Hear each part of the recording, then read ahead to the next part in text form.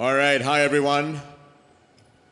So, over the last, Kunal and I were sitting in the audience for the last hour or so. First thing we want to clarify, this is a panel of startups, not upstarts. Just to be very clear, those of you that were here about an hour ago know exactly what I mean. Okay, great to see everybody. First of all, congratulations to the CNBC team. 25 years, that's a very long time.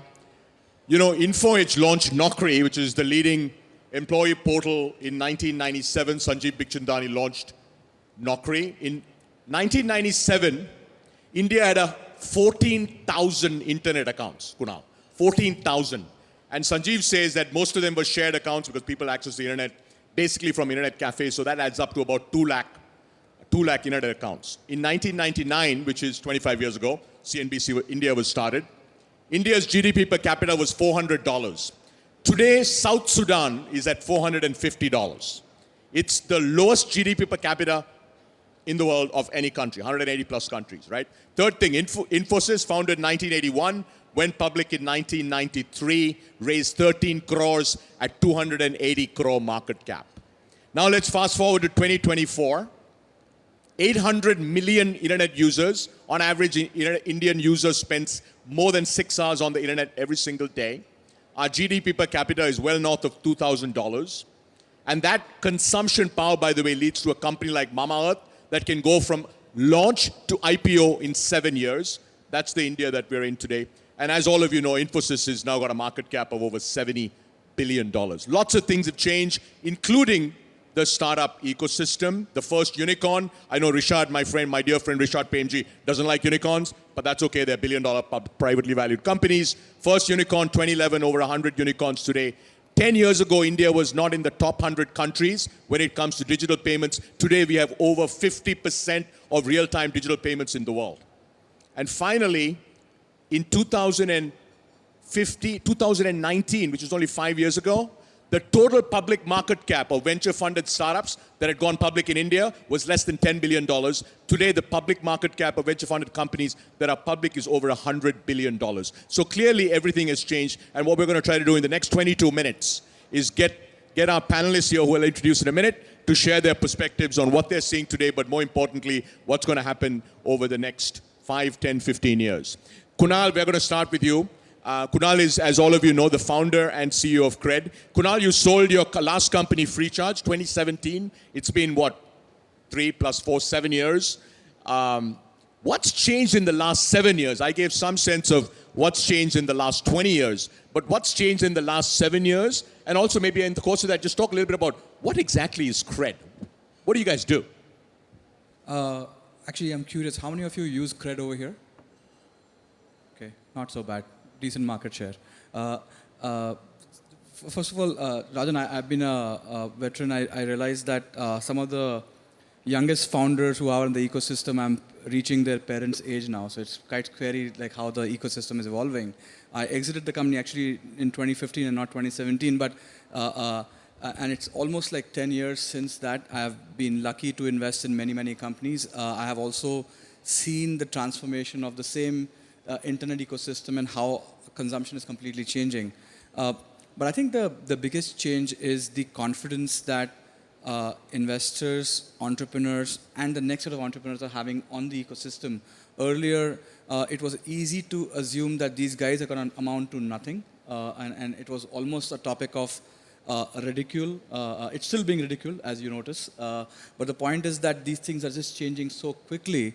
And we should all understand one thing, that no matter who we are, we always assume the next generation is absolutely messed up. And thankfully, they turn out to be much more efficient, much more smarter, and go on to do great things. So it's just a matter of time that we are going through this evolution. Coming to Cred, we were fortunate to build Freecharge before, understand how the ecosystem works. The biggest realization I had was that India's consumption is still very concentrated. When you talk about the $2,000 or $2,500 per capita income, if you take the top 25 million families and take them out, the per capita income drops quite dramatically. So when it comes to internet businesses, I would say 80-85% of all internet businesses kind of rely on these 20 million customers in some ways. And we just focus on these customers, and we found that if you can serve them with a very distinct focus. It's not like in the internet company that you're focused only on 25, 30 million customers. It's internet supposed to be this hundreds of millions of customers that you're supposed to be focusing on. We focus on these customer base. We make it easy for them to have good financial behavior. And because we attract a certain quality of customers, we makes it easy for banks, brands, merchants to come and cross-sell things on our platform. It's a simple business model for those who use it, and those who are not using it yet, this is a good time to download the app. All right, great. Thank you. Thank you, Kunal. Amrit is the co-founder and CEO of Zetwork. Amrit, you should talk a little bit about what Zetwork does. But in a country until very recently where manufacturing just wasn't a thing, right? Like if you go back 5 years, although we had Make in India, manufacturing really wasn't a thing. I think it's great to see India now having some very, very interesting, rapidly scaling manufacturing startups. So Amrit, tell the audience what Zetwork is, but then also talk a little bit about, how come we're seeing manufacturing startups today? What's happening in India today that's leading to sort of companies like yours emerging? Yeah, so we started in 2018. We are essentially a platform business. We connect small factories with large industrial demand. Our customers essentially want to bring new products to market. Typically, the way they would do it is they would give the order to a large factory, and then those large factories would produce those goods. We created a new model where we partner with lots of small factories to give a similar output in terms of on-time deliveries, quality, etc. But by bringing a lot of new capacity online and introducing it to the marketplace, we are able to offer more choice to our customers and lead to better outcomes. And these are largely for industrial goods and consumer products. Going back to your question, I think, it's an interesting time to be a manufacturing-focused business. Like when we started 6 years back, I think Kunal mentioned this concept of ridicule. We were very ridiculed. Like, you guys look smart. Why are you spending your time on something so unsexy? I think what has fundamentally changed is, I think the public markets have paved the way in some shape or form. There is a lot of appreciation of new stories which are solving not just a Make in India problem, but really showcasing our abilities in the global markets. We have definitely seen evidence of that within our company as well. Like a third of our revenue comes from the US. These are companies which used to buy from China before and are now buying product in India. So getting that flywheel, starting with the public markets, seeing maybe some examples in the private markets with us, probably is inspiring a new generation of entrepreneurs to tackle problems which traditionally seemed very hard. I think the VC axiom has always been that hardware is hard. Maybe you have more to say about that. But I think there's more examples today that yes, it is hard, but solvable. Great. Thank you, Amrit. Kapil, let's move to you. The first SaaS, which is software as a service unicorn in India, was Freshworks, 2018. Today, we have close to 30 unicorns that are SaaS unicorns, right, building software from India for the world. But until Unicommerce went public, I think this idea that you can build software products, sell it to Indian customers, and build a large company was not a thing. It's sort of like manufacturing wasn't a thing. It wasn't a thing. So Kapil, I think you and your team, huge kudos to you guys. You built Unicommerce, you took it public. So maybe for the group, just tell them a little bit about what does Unicommerce do, but then more importantly, what's happening with Indian enterprises? In fact, last night, I was with an e-commerce company that I told them that I'm on this panel. I'm going to have you on it. They were quite excited. They were like, hey, we use Unicommerce. So talk a little bit about that. Sure. Thanks, Rajan. It's a pleasure to be here. And I think, I hope each one of you here shops online, and when you're shopping online, the backend of that is powered by Unicommerce. So Unicommerce is India's largest e-commerce post-purchase enablement SaaS platform. We are processing nearly 25% of India's e-commerce volumes. So nearly 1 billion transactions get processed annually through our platform. When you're ordering online, you see the website. 1 billion transactions. So when you're ordering online, you see the website on which you're placing your order, and you see the delivery boy that's coming to your doorstep. Whatever happens in between is getting powered through the software that we provide, which caters to various capabilities like order management, inventory management, warehouse management, all non-sexy things, but that's what is the backbone of whatever the smooth experience that you see while you're shopping online on Flipkart, Amazon, any brand website, or quick commerce. The backend of that from the brand side is getting powered on Unicommerce.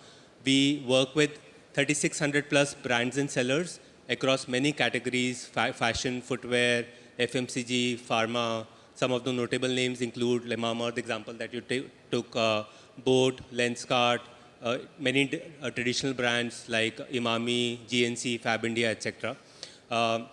and we are able to work across sectors and scale. We took the company public, as Rajan mentioned, early this year, and we were the second most subscribed IPOs of 2024. But it was a great validation that you can build a SaaS company in India for Indian ecosystem and actually grow this to a large scale. In fact, our vision is to become a one-stop shop for e-commerce enablement. And in line with that, we've also recently acquired just this week a company called Shipway, which also gives us capabilities across the entire e-commerce value chain. So beyond just order, inventory management, warehouse management, we can now do courier aggregation, marketing automation. So it becomes a one-stop shop solution for all e-commerce brands and sellers. Great, thank you, Kapil. And just so those of you that don't follow e-commerce, India's e-commerce GMV, gross merchandise value, is about $70 billion. Over the next 20 years, we should get to about 2 trillion, right? Because China's e-commerce market is around a little over 2 trillion. So, I think a lot of folks wonder why is it that Unicommerce trades at the multiples that you do, which is basically, you power pretty much every single e-commerce company in India. E-commerce goes from 70 billion to, call it 2 trillion, and there you go, right? That's sort of what you get. All right, let's now move to sort of scale of each of your companies, because I think a lot of folks, as Kunal said, used to ridicule startups. I think now it's kind of hard when you have a company like Zomato that trades at 27 billion a market cap. I want to talk a little bit about scale and how quickly companies are scaling. And Amrit, I'll start with you. Maybe to the extent you can, talk a little bit about the scale of Zetwork. And when was Zetwork founded? 2018, yeah. 2018. So Zetwork is basically 6 years into this company's journey. Talk a little bit about the scale that you're at and also what you're seeing, not just in India, but globally, on global appetite for Indian manufacturing. Yeah, so last year we did close to 11,000 crores of revenue, of which 3,000 crores was exports.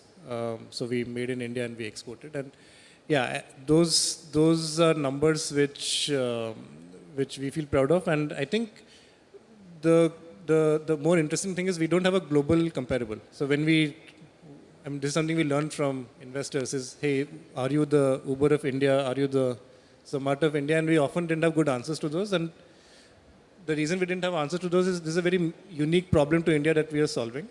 And when we started the business 6 years back, that was not very well understood by capital markets. I think somewhere along with our journey and few other companies, that is a big change we are seeing today. We are seeing, Zetwork of X or some variants of that. And the key message here is, I think, solving a unique problem which is unique to you is more important than solving, a similar problem which has been done in a different market.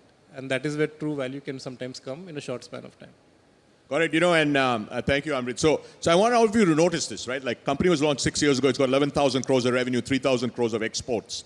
And it's an N01 company. What we mean by that is it's unique when it started, right? Now there are other companies that are trying to replicate it. In fact, I was at Google for 8 years, and every single day somebody would ask me, what's the Google of India? Well, the Google of India is Google, but the cred of India is cred, and the cred of the world is cred. And so is Zetwork. And I think that's what you're seeing in the Indian ecosystem today, right? Kunal, let's go to you next.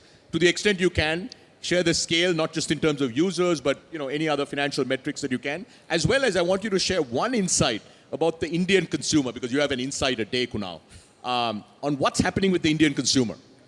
So Cred, just like Zetwork, we will complete 6 years in 2 weeks from now.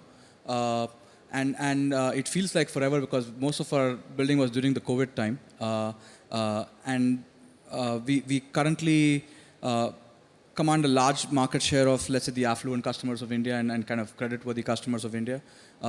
In terms of scale today, nearly 35 to 40% of all credit cards in India are managed on the platform. And what we do on top of that, we cross-sell a bunch of things. We are north of $300 million of revenue. A lot of the stuff is public and growing quite rapidly. But the more interesting thing, Rajan, you'll remember, we had no monetization 2.5 years ago. So all the monetization happened in the last 2.5 years. We were building the platform and distribution before. So and thankfully, we are operating in a category where the gross margins are quite high. We kind of focus on the business and operate as a pure internet business. On Insight, Indian consumers are unique, but I'll talk about something different than Indian consumers. While we see all these startups listing, the one unique thing that is different than what it was before, for the first time, we see wealth sharing happening at the scale that last time we saw this was Infosys, where employees made a lot of money, but now we are entering a time where a large percentage of employees of these companies that are getting listed are getting wealthy. And for the first time, we are moving away from just pay me salary and be happy, and to moving into the stock. And that's going to create a new wave, in my view, because I've never seen a lot of people from startup joining these big companies, but I'm seeing a wave of all the execs now moving to this side, because now everybody has tasted the blood of stocks. Absolutely. Thank you, Kunal, for sharing that. So I want you all to keep in mind, Cred was started 6 years ago. 2.5 years ago, Cred had zero revenue. And today it's over 2,400 crores, which is the last published number. I know it's much higher than that, today, right? So the pace at which Indian companies are generating real revenue is quite incredible, by the way. And you'd be surprised how profitable both these companies will be very soon. All right, let's move to Unicommerce, Kapil. Talk a little bit about, it used to be that Indian enterprises, with the exception of maybe even the top 100 large companies in India, right, really didn't want to pay a lot for software. But that is changing. But tell us a little bit about what's changing, enterprise behavior, buying behavior. I think few things that are changing. One, we are seeing this shift from on-prem to SaaS because the use cases are becoming very complex now and they're fast evolving. Like we are operating in an industry like e-commerce where things are changing very fast. Like direct to customer, omni-channel were fringe use cases pre-pandemic, but now they are becoming mainstream. Every brand wants to have a D2C web front. Quick commerce, until last year, everybody was questioning whether it will survive or not. And today it is a salient contributor to many of the categories. It's changing every quarter, every 2 quarters. And that's why we are seeing enterprises shifting their tech spends to SaaS solutions because they can keep up with this changing landscape because it's fast evolving. And more importantly, now it requires a strong interplay of different systems talking to each other, which can only be achieved through SaaS. The other thing, the other notion, other myth about Indian enterprises is that they will make you build a moon but pay pennies for it. That's changing. I think Indian enterprises are seeing value of a credible SaaS solution and are ready to pay for it because they are able to take away this big complexity out of their head so that the businesses can focus on their core. A lot of e-commerce businesses realize that they have to deal with a lot of complexity on the user side, so they can give it to Unicommerce to manage the entire supply chain, and then they can focus on their core completely. And we are increasingly seeing even mid-sized enterprises ready to shell out money, give reasonable pricing to be able to scale the enterprise size. And that's why now with Unicommerce, there is an example that you can actually build a large business, profitable business, selling to Indian enterprises and make money out of that. Got it. Okay, great. I'm going to now go to fundraising, both in the private markets and the public markets. I'm going to start with you, Kapil. As I said, 2019, which is 5 years ago, the market cap, combined market cap of all venture-funded startups in India that had gone public was less than 10 billion. 5 years later, that number is over 100 billion, right? And if you go back to 2019, there were less than 5 venture-funded startups that had gone public, both India as well as anywhere in the world. That number today, if you look at venture-funded startups that have gone public, that number is over 30. And every year we expect that number to double. Okay, every year, 30 will double every year. So I want to obviously start with you because the biggest thing that's happened to Indian startups is IPOs. Every startup wants to get profitable, go public. One big lesson you've learned taking Unicommerce public, and this is actually both for the startup entrepreneurs in the room as well as watching. I think it is now very heartening to see this trend of this growth at all costs getting debunked. I think it is an era of sustainable growth where I see even young founders being very, very conscious about building unit economics. Sure, you can invest for growth in the beginning, but there is a path that right from the beginning, founders are keeping that in mind. I think one of the things that was really liked in our story was that we were growing consistently and we had very stable financials. We were profitable for many years, and that is one thing that was really appreciated. And obviously, e-commerce, we've just scratched the surface. Like in India last year, about 4.5 billion shipments were processed. If you compare that with China, 130 billion plus shipments were processed. So there is a huge opportunity as far as e-commerce is concerned. And I think if whoever comes to me for advice for taking company public, I think the biggest advice is that you have to first demonstrate consistent financials, profitability for a sustained period of time. Many founders are thinking that we do it for 1 or 2 quarters and then take the company public. I think what the public market is looking for is sustained financial growth and sustained revenue growth. You cannot have these troughs and crests of growth. Sustained and consistent performance. I'm a big believer of compounding, and that can only come through sustained growth in revenues and profits. Terrific. So I'm going to ask both of you a question. You can decide not to answer it if you'd like. This wasn't in the prep questions I sent you guys. So India today has Zomato's 27 billion market cap. InfoEdge and MakeMyTrip are both north of 10 billion market cap. Swiggy went public yesterday, 10, 12, 11, 12 billion market cap. So we have 4 companies, venture-funded companies that have gone public that are over 10 billion market cap. Every year, our projection is every year India will have 5 companies going forward from 2025, 4 to 5 companies that will go public with north of 10 billion market cap. Okay, we are beyond the sort of 500 billion to a billion market cap. I'm not saying what your market cap is going to be because nobody knows. But when are you guys going to go public? And you don't have to give an exact date, time, month, etc. But like rough sense of Amrit, like when do you think? I read an article yesterday that we're going public. So what did the article say? I mean, I didn't read the article. So what did the article say? No, I think we're thinking about it. Probably, I think, great examples here. And there's a lot of people have paved the path. So we're thinking about maybe next year or the year after. Yeah. All right, 25 or 26, Kunal? I don't know the answer, but I think the best question to ask any startup is, when are you going to make a lot of profit? Because if you do that, you can decide to go IPO Okay. whenever you want. Let's build on this. When is Cred going to make $1 billion of FCF, free cash flow, a year? That's a great question. If we operate in environments where a lot of businesses that we do are controlled through regulatory environments, and a lot of the times we have to choose business models and choices as the regulatory landscape evolves. We operate in a market where India's 50% of PAT and 50% of market cap are in financial services. And all fintechs put together today do not earn more than 0.2% of that profit or revenue right now. So the answer to that is that we're operating in the largest category that exists. It's a matter of time. Yeah, and also, just to build on that, like Zerodha, which is bootstrapped, has $1 billion of revenue and 500 million of free cash flow already, and the company's never raised a paisa. Okay, we are a little over 2 minutes left. So last question, I'd like each of you to talk a little bit about 10 years from now, right? A decade from now. How big can each of your companies get? And it can be revenue, it could be users, it could be whatever metric you'd like. And then that's question one. Second question is, what do you think will happen to our startup ecosystem 10 or 15 years from now? Some characteristics in whatever dimension you'd like. So I'm going to start with you, Kapil. I cannot comment on the revenues, but our revenues are linked to the number of transactions. As I mentioned, there is a significant headroom of growth for the transactions. Just looking at China's example, China is already 30 times that of India's transactions. And the good part is we are in an industry like e-commerce where things are changing every quarter. So we are seeing this innovation happening every quarter. So I think we are interestingly at a cusp of 3 trends, which is e-commerce, supply chain, and technology. There are interesting things happening on each front.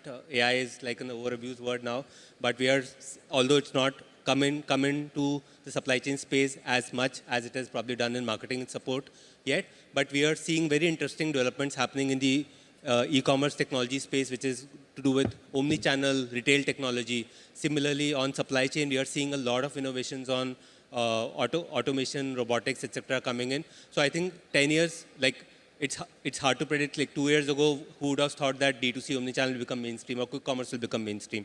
So 10 years is a very long time frame, but a lot of exciting stuff is going to happen in e-commerce, in supply chain, and broader technology sector. Got it. So like 10, 20, 30, 40 times bigger. Got it. Kunal, we'll go to you next. 10 years from now, how big is Cred?